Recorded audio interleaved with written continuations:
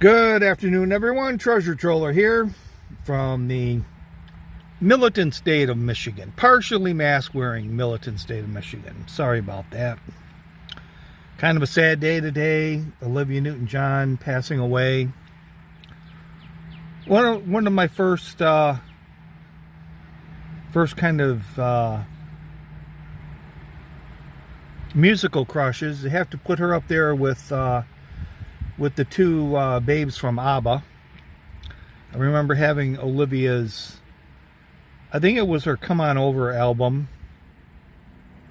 I can't say album, but it was the 8-track. And of course, the song Mellow played quite a bit. One of the first crossover artists from country to modern rock or whatever you want to call it. She was right up there with the Eagles, kind of crossing over from country into rock. Then of course we had TC, the helicopter pilot from Magnum PI. Of course, we watched that show a lot because Selleck was a big Tiger fan and I always wore a Tiger hat. So that was pretty sad. And then I've been thinking a little bit about the Alex Jones and the verdict and how the plaintiff's attorney was talking about shutting him down. And it sort of reminded me of an episode from I guess you could kind of call it a drama sitcom show, MASH. I guess it's the Day of Remembrance. But anyways, it was later in the series because B.J. Honeycutt was the tent partner.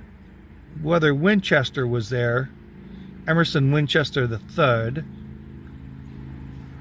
from Harvard was there, I'm not sure. But anyways, the episode was there was this sort of blood and guts officer that didn't mind dog tags, was just collateral damage, and Hawkeye wasn't really having much of this, and he decided his plan was to give this guy a stomach ache and then take his appendix out and keep him like in the hospital for a few days to save the lives of a few soldiers. And BJ was trying to talk him out of it, the ethics behind it, and you can't do it. Well, Hawkeye did it, and he comes back to the tent, and BJ's there, and he's just made himself a martini, and he asked Hawkeye if he went through it or what happened, and he said it was healthy pink, and I threw it in the scrap bucket. And then he said, radar was just here. We're going to get wounded in about an hour. And then you hear the large loudspeaker of the incoming wounded, and just like after he said it, and BJ turns to Hawkeye and says, "You just cured a symptom. The disease goes merrily along." So if you, I guess, want to relate free speech as a disease, Alex Jones is just a symptom. And you may shut that symptom down, but the disease will go merrily along. So then today, well, I'll show you.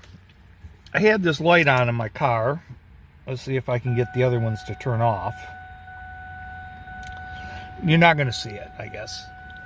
But if you see the light here, the airbag light, it popped on a couple weeks ago, and so I took it to the Ford dealer. So as you can see, it's still on, and I had to wait 2 weeks to get an appointment to go in, and they were going to check it out. And of course there was a airbag recall, so they fixed the recall, and they were going to look at the light. And so I have to, get up and work in the afternoons. So I went home and went to bed, and I woke up at 3 o'clock in case there's any messages that I had missed about how much this is going to cost. And I called the service department. He says, let me call you back in 5 minutes. And he comes back. He says, well, we're going to need you to clean out your car because we have to take the seats out to run the diagnostics on it. Now, I got to work. In order to pay for their fuckery, I have to actually work and make money. So this is like 3 o'clock in the afternoon. So I bummed a ride from my brother to the dealership. And I walked in and I said, well, if I clean the car out, will you have it done by 5? And he looks at me like, are you crazy? And he says, no.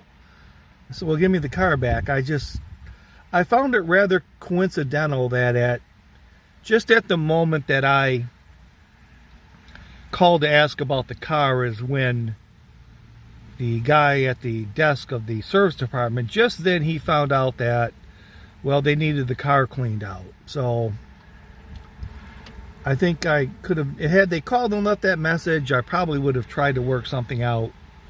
But I call fuckery on that. The last thing, I guess on more of a humorous note, some days you just go into like Myers or Walmart and you just end up in a line. It doesn't matter where you're going. There's always, you turn down a certain aisle and there's just a line of shopping carts or whatnot. So I get done and I go into the bathroom and there's a freaking line in the Walmart bathroom. Of course, I was first one in line, so 4 were being occupied, and the guy that looked like he was going to be finishing up first was trying to get himself together, and he was wearing jean shorts, and they kind of kept falling, and he had to fumble with everything to pull his pants back up and to get him buckled and shit. And of course, I guess you would call him the stereotypical Walmart shopper, aside from the jeans and the jean shorts and the wife beater shirt he was wearing. He also had the metal clasp on his side that had more keys on it than he probably has dollars in his bank account. And of course, the other side at the ready was the waistband holder for the cell phone. And so I'm watching this guy fuddle and mess with himself to try to get his pants up, and he finally leaves. And I'm thinking, holy shit. And then I go, like, what the hell was that all about? And I'm thinking, why doesn't the dude just unzip his fly? It just would seem to be so much more efficient. But then I guess we've got to enter the Walmart shopper coefficient to the whole equation to balance it out. So that's about it. Just sad news about Olivia. And I'm still waiting for the Biden-Harris administration thing again. Maybe I should ask somebody about that. That just strikes me as curious that, even with this, maybe that's the whole thing with the only way Kamala can separate herself is it's no longer the Biden-Harris thing. That's just strange. We were going to get two for the price of one, and we got none for the price of. There's also I'm not going to look for it on YouTube. I saw it on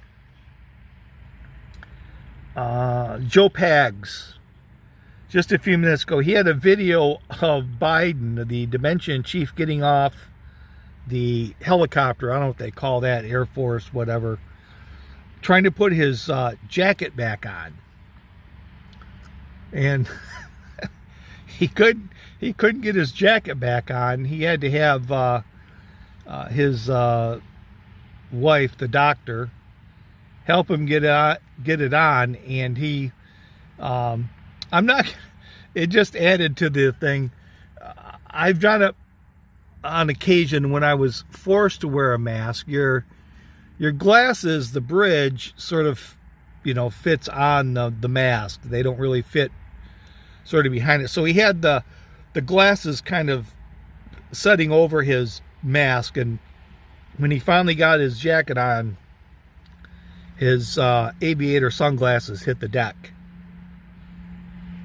It's a fun little video to watch, because when you have to watch it. If I didn't tell you this, you might not catch it.